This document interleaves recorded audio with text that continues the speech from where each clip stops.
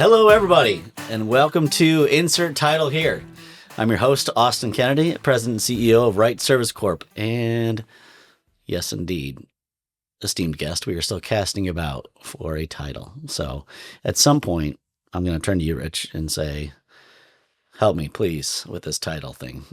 So anyway, anybody that happens to be listening, if you have ideas, please put them in the comment section. Greatly appreciated.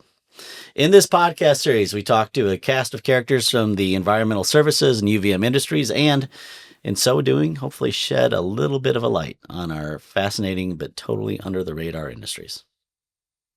So, today, we have the good fortune of being joined by none other than Mr. Rich Hauer. Rich joined CNUC, now the Forestry and Utility Division of Eocene, in 2022, with over 3 decades of experience in the urban forestry industry. He currently serves as the Director of Urban Forestry for Eocene Environmental Group. Welcome to the podcast, my friend. Thank you, Austin. You are our third guest. We are achieving something approaching some critical mass and momentum here, Rich. Well, glad to be part of it. Have you ever been a guest on a podcast before? I have. Really? Yeah. Like what? Mark Maron or like anything that's going to make me feel really inadequate? Is there? No, not at all. Various podcasts for urban forestry, utility forestry. There are such things. There are. They're all fun. Yes, and I am willing to bet it. So I'd like to start just kind of like by going to the beginning of you, going to the beginning of all this. Where did you grow up and what was that like? Sure. Well, Minnesota kid by birth. Okay. I live in Wisconsin now, so I'm a Wisconsinite by adoption. But central Minnesota, Brainerd is where I was born. And but I really call home my formative years in southwest Minnesota, a town called Lake Benton. Okay. And that's kind of where I actually got to start with what I'm doing now, working for a county park.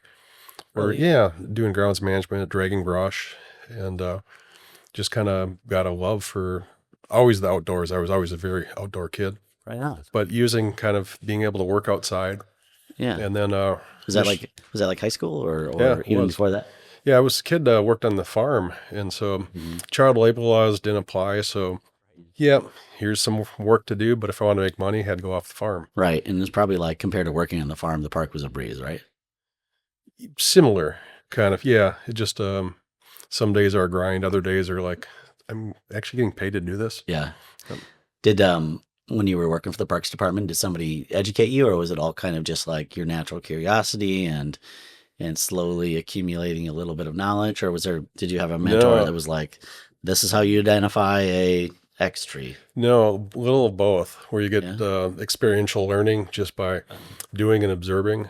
But the mentorship, actually a person I worked with, David Thompson, he had went to school for turf management, and I was looking for an opportunity beyond farming because interesting enough, the day I graduated from high school, we got the foreclosure papers.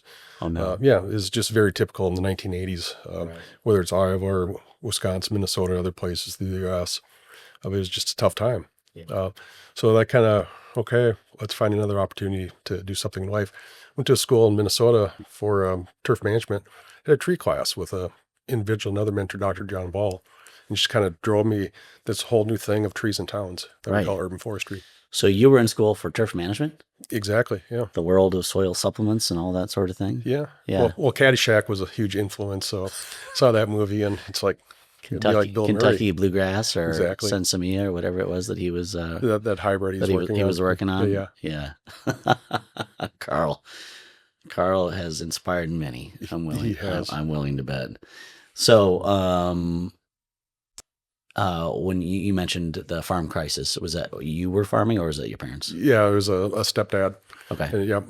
So. Okay. Yeah, that was a major reset for many, many people. So you started off with soil supplements and turf management. Did you transition to forestry or did you? Yeah, it was that first semester where you have take a set of classes, and again, in a mentor, John Ball. Had a woody plant class in arboriculture and discovered this thing that you can actually get paid working with trees in communities. And it was so fascinating. Plus, I imagine everyone like yourself, Austin, you have those inspirational people in life that he was fun to learn from and very educational. That just drove me in this whole new direction where I shifted from turf, for the most part, into trees. Right on. So, John Ball, I've heard the name Yeah. many a time. He puts out papers, right, within the UVM ministry on instance, right? Yeah. He's a safety expert. Yeah, you nailed it. Okay. Safety is, he's an expert in many things, entomologist by training. So he's a forest health specialist in South Dakota, but he also is a safety for probably the last 15 to 20 years. He's just really been the go-to person on safety statistics for whether you're working utility forestry or commercial arboriculture. Entomology is the study of insects. Insects. Yeah. I always get that one confused with the study of birds. That'd be ornithology. No, birds are ornithology. Yeah. Words. Oh, words. Words. Yeah, words. I don't have that one either. I always thought it was entomologist, but anyway. Etiologist, isn't it? Not sure. We'll pass on that. We'll figure that one out after the show. So John Ball, what did he teach you? Oh, just kind of inspired the passion for learning. And so that was a 2-year program. A little side note, it's interesting sometimes how universities become other fixtures in life. So University of Minnesota was looking to close a couple 2-year schools and have one of them become a 4-year program. So unfortunately, where I went at Waseca, it became one of the universities they closed. And so now actually my former dorms are federal institutions for prisons. Yeah, so if you ever said, that old joke of I went to my high school was a prison. Right. I actually went to a school that became a prison. Right.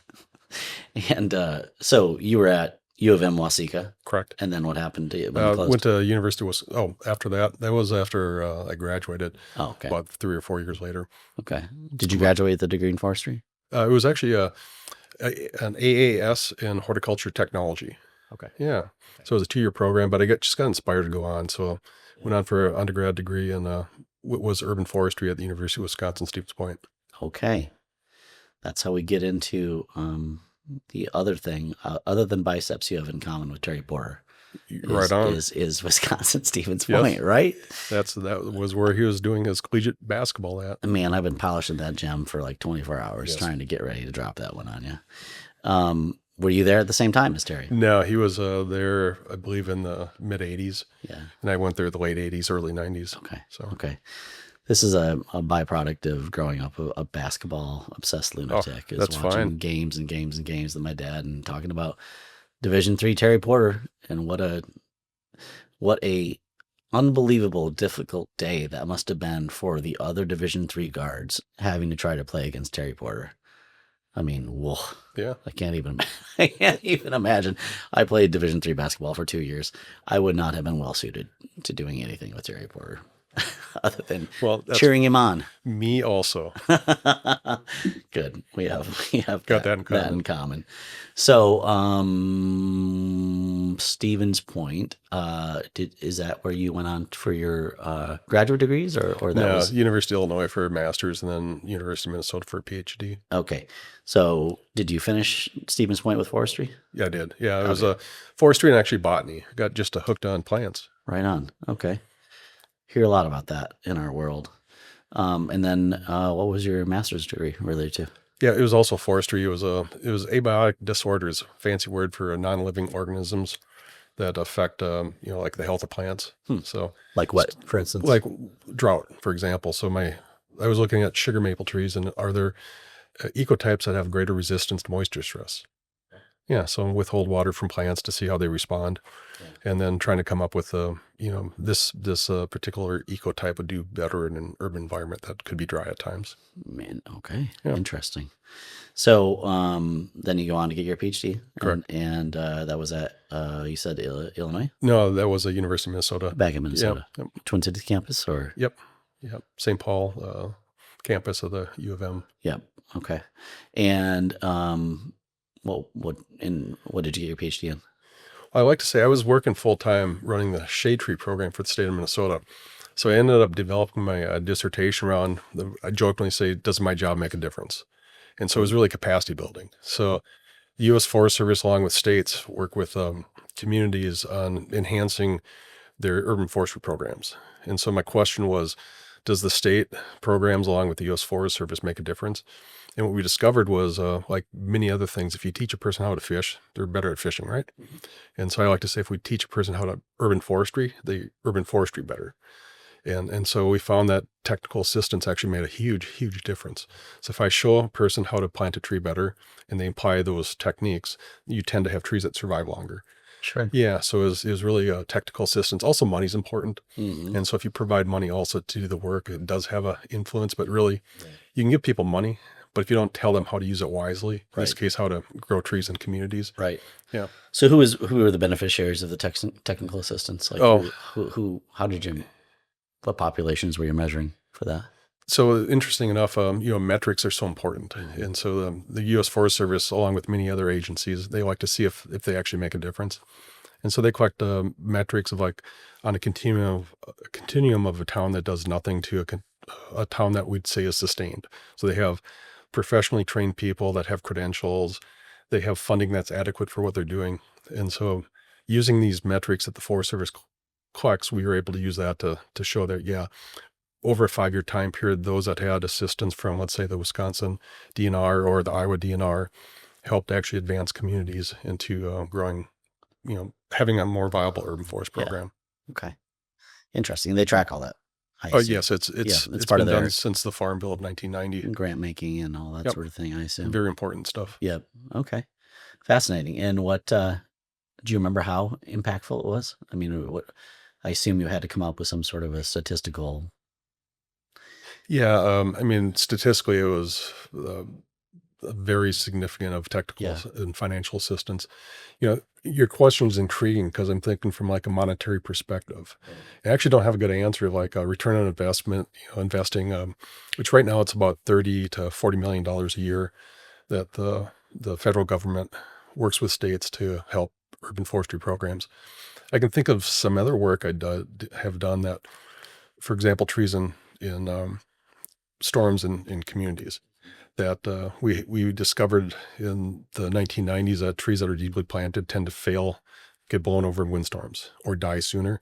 And so we did a technical program that cost about $10,000 to actually get the information out of how to plant trees correctly. And so the root system's at the surface. I can just tell you, the storms of 1999 in Minnesota were about a $1.5 million impact of lost trees due to planting. So you can just do the math. We spent $10,000 on technical assistance to prevent $1.5 million in just one state during one time period. Wow. So the impact is huge. I just don't have like my dissertation saying, the return on investment would be like 3.7 or 37 to 1. Right. So you said deep planting is a problem. Correct.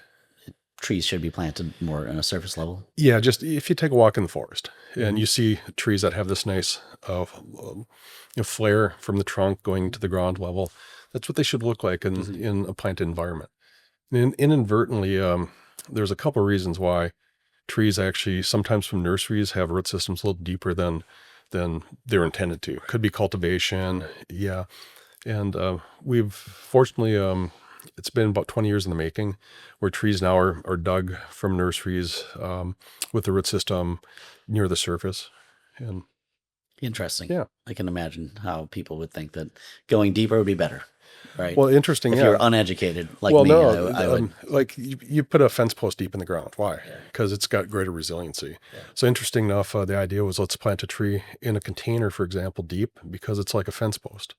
And it wasn't like people are doing things deliberately misinformed. They thought it was actually a good idea. Have the root system deeper down. They're more stable in the container. Right. We found just the opposite. Didn't work. Nope. Okay. Interesting enough, actually, if you plant the tree in the container near the surface, they're actually more wind firm than those that were actually deep in the container. Yeah, interesting. Yeah. So you were talking about the U.S. Forestry Service and the $30-40 million a year that supports these programs. Has that been a resource that's relatively consistent and still in place today, or has it fallen as a result of the current administration, or is that something that's holding strong? Yeah, I saw a statistic the other day that they're proposing like $33 million this year. So it's been consistent from 1990 to the present. Nice. 90 it was like $20 million. So I think if you adjust for inflation, it's kind of held to that level. That's great to hear. Yeah.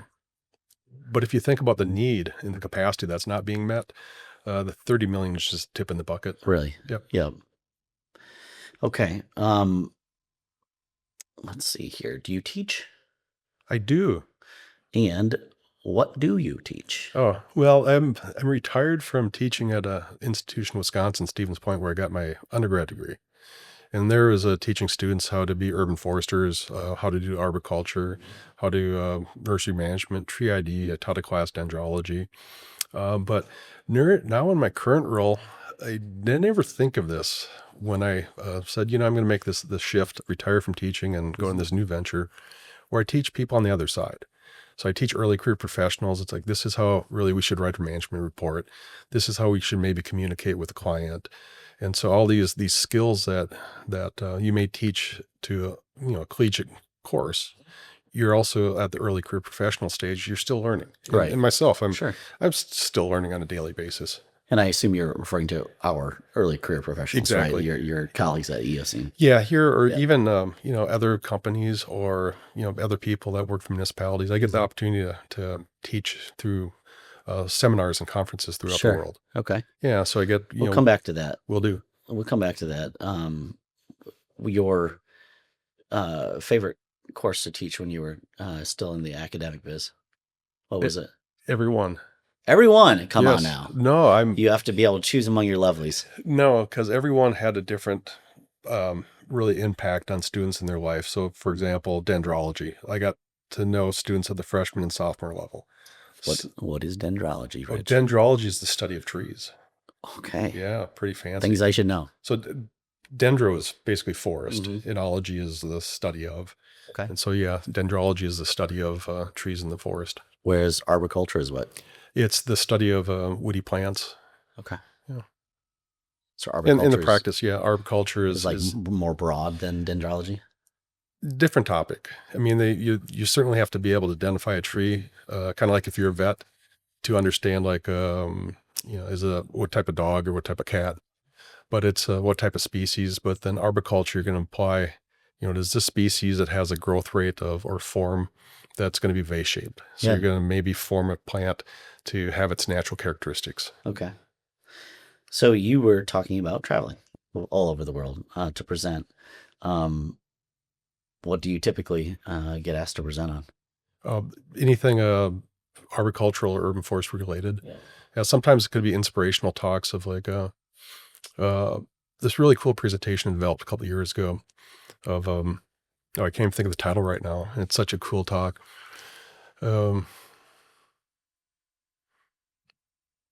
Yeah, I'm at a loss for words, but basically it's like, how do trees impact us from a health perspective or how impact us from just a psychological perspective as like leaves flutter in the wind? That sound has such a calming effect on you. I've heard a lot about this. Yep.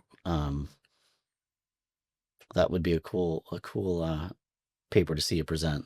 What do you have a favorite conference, favorite location that you've been that you were like, man, this was a heck of an airline ticket to get, and I'm Yeah, interesting enough, I was having this talk with Randy Miller last night about just things we get to do in the world and places that we have never visited again. I will not name the place. If I ever get invited there again, I'd probably accept the talk. But to go there, no. Same like you asked me about courses. Every place has a special part. It's the people. And so you get to meet different people from different parts of the world, learn different cultures, try different foods. If I had to pick one place, China, probably because it was back in 2018, I wanted to learn what they do as an academic for urban forestry in China, because they have some pretty interesting technologies they're developing for really monitoring natural resources. So I thought it was going to be a one and done trip. I figured out a way to finance the trip to go over there. But the friendships I met, the people that became friends of mine for perhaps the rest of my life, people that a dear friend who's kind of like we're brothers.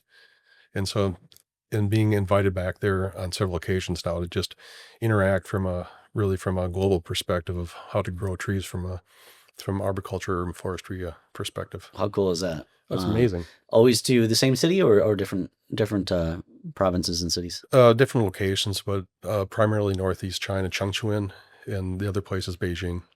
Interesting. Yeah. What were the major differences in their approaches or technologies they developed? Or I assume a lot of it's species related, or Part of it, it's actually it's people and the impacts of the environment on people. So it's interesting that there's parallels in the United States, for example, of the 1930s and the Dust Bowl, and China experienced the same thing. So where we used vegetation, windbreaks to minimize the blowing of soil particles across the landscape, they did the same thing. So it's the millions and hundreds of millions of trees that they planted over the last 50 years. The idea is actually to stabilize, the winds as they're coming from Mongolia into Beijing, just to minimize the amount of air pollution from just soil particles. A couple other things is just air pollution itself, of using vegetation to reduce right? the impacts. And then also they have a thing called sponge cities, where they're using vegetation as a way to actually collect water where it normally would be. So designating wetlands or other locations where they could be green spaces, but it's also a place to actually hold water. And I don't know if you followed just, current events recently in Beijing of all the flooding they've recently had. I've not seen that. Yeah, it's not abnormal. It's like we've, just in the last month in the Midwest, we've had many cases like that. Right. Where you sometimes can't prevent these catastrophic events, but for more of the normal things where the types of rainfalls, just like the sponge city word that they use, it's using green spaces to meet that natural resources need and to minimize environmental impacts on people. Is there something special that makes a place a sponge city, or is it just any green space? Well, interesting enough, you got like my PhD dissertation was on capacity building. Sponge City was a federal program at the China level. We're working with communities that were actually having water issues, and to designate and then actually provide funding and technical assistance on how to actually create and become a sponge city. Okay. Yeah. Wow, fascinating. It is. Capacity building, meaning the volume of trees that an area has, or what do you mean by capacity building? Oh, great. It's a technology term that basically means if I show you how to do something and you gain that knowledge, you build capacity. Got it. Yeah. I got it. Getting back to this idea of Yep. teaching people how to plant trees correctly, and Correct. okay, I got it. Okay, very good. So, let's talk about what you do for us, or at least about the urban forestry discipline exactly. So let's pretend like I don't know anything, which isn't a whole lot of stretch when it comes to these things involving trees. What is kind of a layman's way of defining urban forestry? Sure. It was interesting. Getting back to, sorry, getting back to presenting. So the other day, I'm going to be presenting in Thailand in Bangkok this fall. And my title was The Cost of Not Maintaining the Urban Forest. And one of my Thai arborist friends there said, could we recapture the title and say green spaces? I'm like, I'm all for it. Because urban forestry, urban is a definition by like a census basis. And so if historically it was like if you have 50,000 people or more, you're urban. It's kind of changed now. It's like if you have 2,500 people per like square mile, and you have enough people in an area, you're urban. Yeah. Okay. But regardless, it's concentrations of people. But it's really, regardless whether it's urban or a rural town, it's green spaces. So I'm glad you asked, could we recapture the title that way? Because urban forestry is really about trees and towns. It's about green spaces. It just happens to be if we're working with big cities like Des Moines, for example, Des Moines is urban by U.S. Census basis. But it's really trees and towns, or it's green spaces for people. Right. So, again, this feels just like probably obvious and really simplistic, but like, what are the kind of defining dynamics when you're talking about urban forestry as compared to in the forestry? Well, probably one of the most coolest aspects, and literally it's because of tree canopies, it's providing human comfort through shade. And what's interesting is if you look at vegetation and as you increase tree canopy, you think there'd be this huge impact on temperature. There is, but it's not like, 20, 30 degrees Fahrenheit. It's more of like maybe 3-4 degrees Fahrenheit. Of being under the shade versus in the sun? Well, the actual temperature in a town. Okay. And so if you look at canopied versus uncanopied, there is a difference, but not like this huge, like I said, 10 to 20 degrees Fahrenheit. Right. But when you're under the canopy, you don't get this heat loading from the sun. So you actually feel more comfortable. And, I'm part of a textbook where, one of the chapters I'm part of is actually talking about the environmental benefits of trees. And so, yeah, this whole temperature thing I'm talking about, the coolness from a tree canopy perspective. I'm in a Tampa Bay, St. Pete area of Florida a couple of years ago. Yeah, it was 95 degrees Fahrenheit. And so I'm walking in this area where it's sunlight. I feel hot. All of a sudden I go on this treed street and I'm under the canopy and it's like I feel cooler. It's still 95 degrees Fahrenheit in the city, but I'm not getting that sensible heat loading Right. from the sun. So I Right. feel a lot more comfortable. Yeah. And that makes perfect sense. And like Very I much so. kind of intuited, that's kind of an obvious thing. Any other like things that are Yeah, and those actually, kind of salient dynamics about Yeah. urban forestry that is a difference from? if you would ask me, if this podcast was 10 years ago, we'd say environmental things. It's like stormwater being held, air pollution, all important stuff, human health. Probably in the last 10 years, the impact of trees on human health, it just blows away the value of the urban forest or green spaces on environmental aspects, just the human health of reducing heat loading on people, reducing the impact of actually increased mortality. Yeah. It just or like respiratory illness of like decreasing the impacts on people. And it's just magnitudes beyond just the environmental values of the urban forest. Is there a particular stat that you like to cite that is representative of the health efficacy of trees in an urban environment? Oh, Whether it's mortality reduction or cancer incidence rate. Or yeah, I would something say along probably those increased lines? lifespan Yeah. of, generically capturing those two things. Yeah. Is there a benchmark or is there a standard number that generally is referred to in terms of like a well-developed urban forest contributes to initial 2-3 years? I'm thinking of like all the academic papers I've looked at, and I can't think of a metric going, if you have this amount of green space. So there's this metric that a friend of mine, Cecil Condendijk, developed called the 330-300 rule. And what it basically says is you should have at least 3 trees you can see from your window and 30% canopy and access 300 meters to a green space. The 300 meters is like a 5-minute walk. But getting on this metric of 30 on the human health side is you start increasing canopy beyond about 30%. And maybe it's 27%, maybe it's 32% at a location. The impact on humans, there's really not that much more, but that going from 10 to 20 is huge, or going from 20 to 30, it's important, but not as much as really having canopy for people and having access.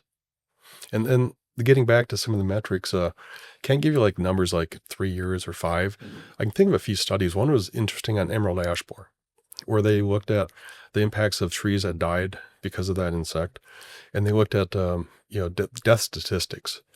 And it was quite shocking of the number of people that were able to be quantified to die earlier than those that actually did not have trees that were lost from emerald ash borer because perhaps they had different forest types.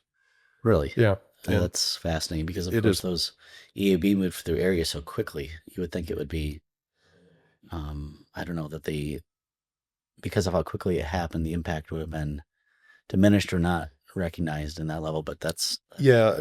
And it's also people that are predisposed. So if you have cardiovascular issues, sure. it's not a healthy person that all of a sudden the tree is gone. You're going to, have a greater chance of death. Right. It's you're predisposed, maybe you have respiratory illness, Yeah. that your lifespan might be cut by a couple of years because of the loss of access to green space. And when you say 30% canopy for an urban area, does that mean like literally Des Moines being 30% covered by trees? Yeah, and you could think, whether you have pavement on the ground or you have soil or shrubs, it's that land area that's covered by trees. And so it's you got tree canopy. There could be buildings underneath. There could be roads. There could be soil. There could be shrubs, or there could be no canopy above. And so you could classify it's a shrub layer, grass layer. But as soon as we get a canopy, we'd say like 30% of that land area has tree canopy on top of it. Okay. Seems like a lot, but that makes sense. Yep. In some ways, that's totally fascinating. And when you were talking about just a couple degrees Fahrenheit different reduction in temperature, that's still a lot It for is an entire city. Well, here's what's more. Holy cow! Yeah, here's what's probably more important. It's sometimes we could look at like 3 degrees does it make a difference. Well, if you look at nighttime temperatures, and this is a metric where if you have 85 degrees Fahrenheit or higher, if it doesn't get cooler than that at night, that's when you start getting heat stress. And so the more days it's 85 degrees Fahrenheit or higher, it does not get below that temperature in sometime during the morning, from night to the next morning. just the stress factor on people. So getting it to 70 degrees, 75 degrees Fahrenheit or cooler at night, your body can recharge. And interesting enough, I was reading a statistic on corn, for example, and corn stress. If you start getting like 90 degrees Fahrenheit or higher, but corn itself, for example, in Iowa, would be stressed from just these nighttime temperatures. So they really have to get this temperature below, let's say 90 degrees Fahrenheit to reduce the stress on growing corn. Same thing with humans. And 85 degrees Fahrenheit is kind of that number people use. Fascinating. And of course, it makes sense too, because when we talk about climate change, just a degree or two, and change of increase can be catastrophic. Yeah, right? And it doesn't seem like a lot. And I wasn't, downplaying. The canopy is important. It may only be 2 degrees, but that 2 degrees could be a game changer for someone. Of course. And for an entire urban area, that just is like an overwhelming impact, it seems to me. Yes. I mean, it'd be one thing if it was only a couple degrees change under the canopy, but I mean, for that to be impacted in the entire environment, it's pretty remarkable. I had never heard that before. That's fantastic. Let's see here. So anything remarkable or top of the mind about Des Moines urban forest? Yeah. We do a good job, a bad job? Oh, no, they're awesome. Yeah? Their forester is pretty amazing at being just progressive with ideas. And so... Do you know who it is? I do, and I can't think of his name right now. That's okay. One of my strengths in life, I want to give him a shout out, but that's okay. It'll come. It's pretty bad because I'm presenting with him a presentation this fall, and I can remember insignificant facts, but like names of people, hundreds and thousands of students I had in my life. It's like, who are you again? Oh yeah, well, see, that's Joe. Yeah. Maybe I'll remember his name later, and it's no offense to him because he's amazing. Yeah. But one of the cool things with the urban forestry program in Iowa or in Des Moines is they started growing trees. It's kind of like surrogate trees. I'm kind of using this term, where they would have someone grow the tree in their yard, and then so they kind of babysit the tree in a sense. They grow it and then they provide it back to the city where it gets planted someplace. And that's just kind of, I've never heard this program before, and that's kind of a cool thing. That's really cool. And I know that, if you make a request, Des Moines will bring a number of trees and plant them for you. And I wonder if that's ones that have been surrogated. Yeah. And actually, the forester's name in Des Moines is Shane McQuillan. Right, and there you go. Yeah, he's actually a New Zealander by birth. I know. Yeah, Shane's amazing. Iowan by adoption now. Yeah. But he's just been so progressive of really getting trees in key locations in Des Moines. Well, then we're lucky to have him. My theory on why I can never remember names is because I grew up in a small town, and I don't think I ever really had to force myself to remember anybody's names. I just knew them from birth. Sure. It seemed like, you know what I mean? Yeah. So then I go to college. It's like, oh my gosh, what a disaster! I couldn't remember anybody's names, and now, and it's another thing with driving directions. I never had to learn directions. It was just intuition. It's this way. Yeah. It's like by the McDermott's house or whatever the case was. It was so it's 3 miles past. Right. We had a farm. We had 2 silos, different color, and most were gray or white or blue. We had a gray one and a white one. I'd say, oh yeah, when you see the farm with the gray and the white silo, take a left and go another mile. Exactly. Yeah. That's what I'm talking about. So you talk about you grew up in a small area. Yeah. So how many kids were in your high school class? So 130, but mine was the biggest in a number of years, and they've gone down ever since. Mine was 23. 23. So you talk about names. For me, the same thing. It was just so easy to remember my classmates. Right. Yeah. You never didn't know them, basically. Exactly. Right. So I was going to ask you about the hot topics in urban forestry, but I think you told me that with the notion of impact on human health. Yeah, that sounds kind of like a pun, like the hot topics, shade and canopies. Right. Yeah. Right. Can't resist that. No, you beat me to the first dad joke on the podcast. That's shameful on my part. Yes. I actually told a dad joke 2 days ago. It was about a rubber band, and it's one of the greatest. I told my daughter Emily, it's like, there's a new band coming out called the Rubber Band, and people are really liking them because they're flexible with their schedule. And she laughed, and it was like the first time I had my daughter ever laugh at one of my dad jokes. And that is a good one. So let's see here. Is there an area or region of the country that you think has, generally speaking, the best urban forestry practices, or an area that's particularly needing to do better? Great question. Everyone has things you can learn from, whether it's um, they're doing things better than someone else. And that's a hard one to say, yes, this program is better than them because they are doing this. I think thinking back to my thoughts on the collaboration between the U.S. Forest Service and the state and forestry programs, working with communities, it really gets at teaching people. And probably one of the coolest things the field I work in is amazing. The people are so willing to collaborate. And so, for example, obviously we're a private company, but I have friends that work in other companies and we're bidding on the same jobs. And if they get the work, I'm happy for them. I'm competitive. I don't look at them as competitors, and sharing and carrying ideas is just really what's normal. Yeah. So think like municipal foresters and, someone that's working with growing trees in public spaces is the willingness to share and care knowledge is amazing. And so, for example, Arbor Day has a conference called the Partners Conference. It's one of the coolest conferences out there of just the inspiration of people coming, learning from others and sharing ideas. Yeah. And I often wonder, it's like, are the electricians and plumbers like that, where they get together and they share techniques?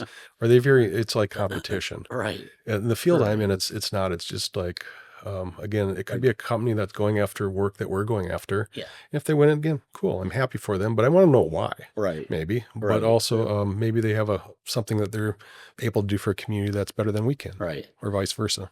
Yeah, it's interesting that you say that because we've had a couple of positions within the company that I've been involved with for recruiting, and they were associated with Eocene, and people are like, oh gosh, just like please tell me the person's not going to be just a raging jerk, or whatever. I'm like, are there really raging jerks within the environmental consulting space? Like, I kind of think like if you've been self-selecting enough to like study trees for your whole life, you're probably gonna fall outside of the general scope of raging jerks. Few and far in between. Right. So often you hear this, like there's 6 degrees of separation. Yeah. In the world I work, I think it's 5, maybe 4. People just know people. Oh yeah. And interesting enough, when I made this radical career change of, and I loved the institution I was at, and I probably would not have made my shift if I had to resign. I was old enough where I could retire because I love the institution. I'm still connected with them in various means. Still get guest lecture at my old institution. But one of my friends that works for another company, she said, if you would have won, she was, when I was joining CNUC, she's like, you're joining a great bunch. But if you would have joined someone else, I would have kicked your butt. And I won't name the name of the company, but she had so much respect for, the people I'm joining. Yeah. And so we're kind of like as I was getting at it from an industry perspective, people are sharing and caring. Yeah. We're doing it for the right reasons. At the end of the day, we're trying to put food on the table and stay viable as an organization, but not doing it in a capacity that we're jerks. So that's probably the important part, that most of the people I work with, they're like that. Yeah, absolutely. I can believe it. Tell me, so why did you make the transition from university life to CN at the time? What was it? What was it that other than having some confidence that you were joining a group of really decent people that you were aligned with philosophically? Yeah. What really compelled you to make the jump? It's a big change. Well, definitely. I was at a point in my life, I never wanted to leave at a spot from a university perspective where I was on a downward spiral. And I wanted to leave on a high note. And I still have many years ahead of me, probably from a teaching perspective. Mm-hmm. I left at a high level of being able to communicate, I guess, in the classroom. But I was doing R&D work with Randy Miller, actually his utility survey. And so I had a connection before 2022. We're back 2018, 2017, Randy and I were just chatting about the industry surveys from a utility perspective. Yeah. And I was doing these for the municipal sector. I'm like, hey, Randy, I want to work with you on this. And also, as a 9-month academic appointment, I'm always looking for new ventures, opportunities to put food on the table in the summer, because my kids still like to eat. And so I'd find research grants. Yeah. So for me, it's kind of also selfish. It's like, hey, I'll do the work for you. This is what I'll charge, basically like a month's summer salary. Yeah. And they got a bargain, by the way, just saying. So we do this industry survey, and then about 3 years later, I get a call from Andy, and we're still, kicking along some projects. And I thought it's like, hey, let's get phase 3 of this project. And he goes, would you like to join us? We're chatting today because we want to start this municipal urban forestry line of business. And I've also known Derek Van Ice for years, going back to when I was an undergrad student at Stevens Point. And so I knew these people, and I was happy working with them. So it's like, I could probably all these things check off, like retire from institutions, still be connected, work with great bunch of people, et cetera. Right. And I could practice what I was preaching in the classroom. So it's like this juncture in life of like, hopefully it turns out well, and I'm not unhappy at all. It's gone in a great direction. I'm working with just amazing people in the group I work with. I like to say I'm a product. People make me look good. Where I hang around people that are very talented, and so I'm in the same situation here. So I'm really practicing what I was preaching in the classroom. Beautiful. Well, I'm glad you made the jump. You've been a wonderful ad. And I know the team is being built out and increasingly successful all the time. Why don't you tell us a little bit about that? Kind of what is the bread and butter of your practice here with Eocene and within the urban forestry vein? What are the most common sort of projects we work on, and just help those of us who don't work with you on a daily basis understand what. Well, the first thing, from a creativity perspective, if someone has a question they want to answer, I love solving like management questions. Mm-hmm. Like, for example, emerald ash borer. Somehow I got into coming up with solutions on how to manage for that insect from a financial perspective, but work with communities actually to solve their problems. And their one problem could be is like, we don't know what we have for tree population. So that's pretty much bread and butter for a lot of consulting companies. They identify trees, they look at the health, they measure the size of trees, heights or diameters, and they come up with management recommendations. Like 17% of the population should be removed because they're near death. Or it's like your healthier population's amazing, and take these proactive steps to keep them this level. Mm-hmm. So you're providing information from an inventory perspective. Another part could be, developing that in a full-blown strategic urban forest plan or a management plan. We're providing guidance on really how to work with their tree population to have trees and green spaces, whether it's all along streets or in parks. Another could be canopy assessments. Others could be community engagement, which is such a huge important role of also developing like a management or strategic plan. What are the likes and dislikes of people, or I should say of trees by people? What are their experiences have been beneficial or negative? Maybe a tree or a community wants to develop in some public lands. Are people for it or against it? Mm-hmm. Or is there something in between? Or they're supportive of development, but they want to do it in this right way. So getting what people really want at the end of the day, and integrating that into the governance of municipalities, of the voice of people into, the future of, in this case, trees in a town. Right. So in the program advice, program consultation types of projects you work on, are they predominantly in certain areas of the country, or are they just all over the place? All over the place. And I think I'm just kind of like wearing out this line of questioning a little bit, because I assume that like things like tree inventories and or locations that care about tree programs, it's like an elective. It's like something beyond a need to have. It's a nice to have. That's maybe totally rude and offensive. No, not at all. But like, and that's why I keep on being like, is this just like something that happens in more affluent areas, or are they, I'm imagining like there's a lot of places on the coast of California that do this, or, also Connecticut or places like this. But the nicety versus necessity was a terminology that about 20 years ago, maybe 25, I heard, and maybe it goes beyond that for a time frame. Mm-hmm.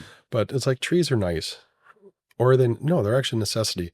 And think about, like, I've had chances to interact with decision makers, not the lay people that are maintain the urban forest, but the planners and the designers, the city council folks. And I asked this question: are trees part of the infrastructure? And I thought they would say no. And it's like overwhelming. It's like, yeah. So people recognize it's important infrastructure just as much as, removing sewage from a, community and treating that accordingly, potable water supplies, et cetera. That, vegetation is not just a nicety. People realize as a necessity. Now, like all necessities, though, there's always that amount of money that people have. Yeah. So at the end of the day, if you have a budget and they have to decide, are we going to do fire control, or are we going to do trees in parks. Right. Probably fire control is going to win out Right. if budgets get limited. Right. I'm thrilled and encouraged to hear that, generally speaking, most people recognize it as part of the infrastructure. That's really encouraging. Is there any sort of like emerging topics within the urban forestry space that are particularly interesting to you? I think getting back to the budget part is, I think, coming up with ways to do things more efficiently and finding ways to maybe engage the citizens or residents of a community on their urban tree population. So one way is getting people involved maybe with the tree planting. Mm-hmm. And so from a tree planting perspective, um, this whole system of actually growing trees in what's called a gravel bed system. And so they're bare root trees, they're held in a gravel bed, and then actually working with community members to plant these trees versus, another way you can buy a tree is ball and burlap. Uh-huh. They're big, they're heavy, they cost more money, and it's a lot more challenging to get volunteers to say, would you like to lift something that's 400 pounds and put it in the ground versus would you like to lift something that's 40 pounds and get that in the ground? Yeah. Yeah. I'll bet that there's some more takers for people that would rather not carry something that's 400 pounds. What do you do when you're not working on tree inventories and or traveling around doing speaking or I assume you still write? I do. You still write textbooks and stuff? I do. I'm kind of fortunate where, and again, my friend Randy Miller and I often joke, do we have a job? Do we work or is this play? So fortunately, a lot of things I get to do, it's just, to me, it's kind of like fun. It's play. So yeah, I'm academically still very active in writing, updating our urban forestry textbook on the home stretch to get revisions to the editor by mid-September or so. Okay. So really taking knowledge and concentrating it into useful, snippets that people can use to maintain trees in towns. How many books have you published? I've been involved with three either book chapters, but yeah, the urban forestry textbook. My mentor at Stevens Point, Bob Miller, was kind enough to have me join him as an author on the last edition, and we're revising edition 4 now. What's also kind of interesting, I was the first urban forest class in 1988 to use the textbook that Bob wrote. Oh, really? Yeah, and so then later on in life to actually be a part of maintaining that through time. Right. But you don't go into it for financial gain. If you look at the hours you put into it, the last revision, and this one I haven't kept track, but it was maybe 500 hours of time. And yeah, you get royalties like $5 a book, but you put all that together, it's like, yeah, I could probably make more money doing something else in life. But it's really concentrating that information for people to use, to apply to have healthier urban forests. Getting back to this whole free time thing, what do you do? What do you like to do when you're not? Okay, well, maybe yeah, just my wife and I, we have a small farm. Okay. And so still get kind of that agrarian side of me where have a few animals, grow a few things. But yeah, maintain and just keep a viable little small farm operation going. Outdoors, hiking, got a few dogs, so, taking them along with the journeys.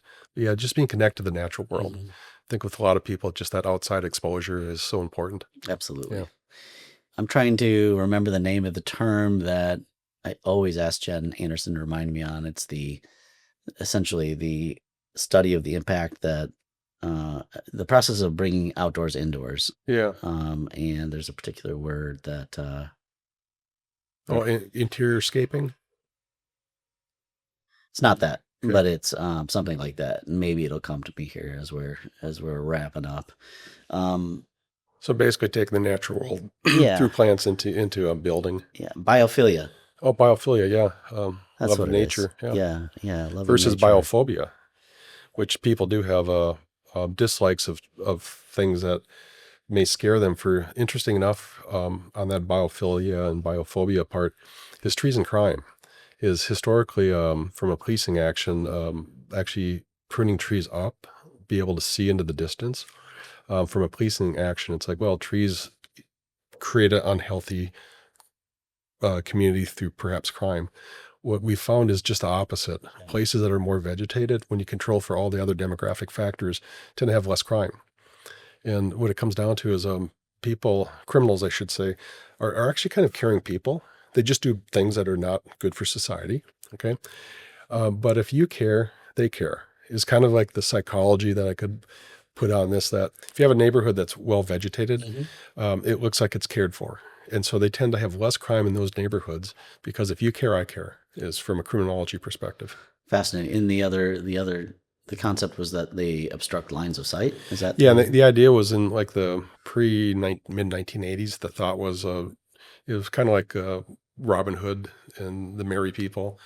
Like where criminals were climbing the trees. Yeah, they're in this wooded area and they're going to steal it from you, and it's not the case. And not to say that you don't have crime in parks. Right. That's an important thing. Yes, you do, but parks that are well kept would tend to have less crime than places that are actually more well maintained. Right. Well, Rich, we're losing one of our best here, Mr. Derek Van Ice. Tell me about your history with him. When did you meet him? Oh.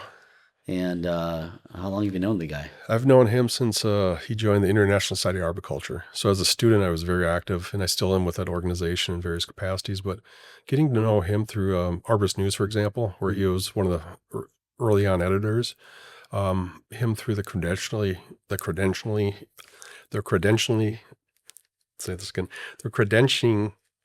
certification program. So, for example, certified arborist. Where it's nice to know the PhDs also have some pronunciation challenges every now and then. Yeah. Where he got the certified arborist and the tree risk assessment programs during his tenure there. So just his influence on the industry from a credential perspective, or also just an educational perspective. And then professionally, as I was journeying on in life, I got to know Derek, just through conferences and just various ways you acquaint with people. But later, probably the late 2017, 2018, I'll see Derek at conferences, and he's at CN at the time. I'm like, so when are you going to get like a municipal forestry program going? We've been working on it. And I wasn't looking for a job. I was just curious, and then I guess I worked myself into a job about 5-6 years later when they asked me, would you like to join us and start this venture for them? So how cool! It's got to be a great thing to work with Derek and Randy. Randy, and some of you have perhaps seen his presentation. Are you a leader or a boss? Mm-hmm. So he talks about like a growth mindset. Great presentation. Yeah, and so he would say Derek has this growth perspective mindset, and Derek's also a great mentor. And Derek's also one of these people that behind the scenes doesn't take credit for all the great things he does. Exactly. Yeah, that's so true. Yep. He's the builder of so many things, everything from, as you said, the credentialing program to, CN to Eocene. But, he's always very quick to collaborate, to give credit elsewhere. Yes. Very, very slow to take any form of credit for himself. Also very slow to anger, which has been, I've been in many a situation of potentially charged situations where Derek has, risen above the fray in many admirable ways, and not for lack of passion or caring, but just probably a lot of professionalism. What's amazing is you asked that question, and I'm sitting here thinking back to about 1992 when I first got to know him, and he was in some charged situations that I was part of, where that facilitation mindset from him just comes out, and it's like, yes, I could be angry at you and I'm going to show that, versus, okay, we sense the issues here. Right. What's the solution? Right. And so you just bring that, that classic facilitation type environment into the conversation. Yeah. It's kind of cool. Absolutely is. And we've had him for 15 years, and I'm very, very thankful for that. And I'm more than anything super thrilled that he gets to retire when he wants to. And not only that, but the ultimate testament to a dad when all of your children who used to be far flung have come back to little old Des Moines, Iowa, to live pretty close to you. That's awesome. That is. So, well, Rich, this has been a fantastic interview. I've learned so much. What I'm going to really take away is your stat on the a couple Fahrenheit degree reduction associated with tree canopy. I mean, that's fascinating to me, and a really powerful reason why trees are so important in the urban environment. I have to do this to everybody that joins the show. Would you have any good ideas for titles? We've been running with this shtick, insert title here, not because it's clever, but because it's We lack other good ideas. People behind the scenes. People behind the scenes. Okay. Yes. Or maybe people behind the greens. Oh, wow. Yeah, Now little pun. Now we got something to work with here. Or people behind the green. Behind the scenes, behind the greens. Scenes behind the greens. There you go. So, do I get royalties on that if it's selected? You do. Okay, awesome. You absolutely do. Are you going to go to our meditation and sound bath here after this? Oh, every day. Well, we're having one, you know. Do you meditate? Here at the headquarters. What's interesting is, you know, I like the sound of nature. Mm-hmm. And a few years ago, one of my academic friends, Peter Dunker, so we're on this bus ride. It was a conference in outside of Melbourne, Australia. And he goes, "Hey, Hauer, how do trees make sound?" Pondering this, and I'm thinking at a high PhD level, right? Which for me, it's not that high level. And I blurt out an answer. He's like, "Nope." Blurt out another answer. "Nope." I'm thinking like morphology, physiology, anatomy. He goes, "Leaf collisions." Leaf collisions? Yeah. So when you hear the sound of nature, the rustling of leaves, it's really, and try this sometime. Take 2 leaves, just, you know, flutter them, but then hit the leaves together, you'll hear sound. So that rustling of leaf collisions is something that's like meditating. Yeah. And actually the for human health and just like calming us, it only takes about, 45 minutes. And I'll work in another Bill Murray movie, where he was What About Bob? Mm-hmm. Where it's like, gets this prescription to take a break from your problems. Mm-hmm. And really the urban forest is one thing we've discovered through many, many studies now. It only takes a dosage of maybe 30 to 45 minutes. And it's not going to solve your problems you may have, but it calms you. Right. And so all of a sudden the stress and these stress hormones, for example, chemistries in your body actually are unhealthy for you. And so if you can reduce these chemistries in your body, you're physically better off from a health perspective. So it's that leaf collisions, that leaf rustling that really is beneficial. And for me, that's a meditating factor. So one reason why I planted quaking aspen trees outside the west side of our house, because they tend to flutter sooner than other. So I hear these leaf collisions, just such a calming effect. Beautiful. Yeah. And I'm going to throw leaf collisions into the hat for a potential podcast name. There you go. Leaf collisions. I kind of like that. It operates on a whole bunch of different levels. That one's royalty free, by the way. From you, maybe, but from maybe, me. I bet somebody else. Peter Dunker. Will come and get us. Awesome. I can't imagine a better stopping point than that. Thank you, Rich. This has been fascinating. Thanks, Austin. I've had a blast and look forward to working with you for many, many years. Well, I'm happy to be number 3 on your show here. Yeah. You guys set a high standard. Well, thank you, Austin. Thank you. All right, everybody. Thanks for joining us today on Insert Title Here. Once again, I'm your host, Austin Kennedy. I hope you enjoyed the show. My sincere thanks to Mr. Rich Hauer of Eocene for joining us. Please leave any comments or questions on our YouTube channel and make sure you tune in for the next show.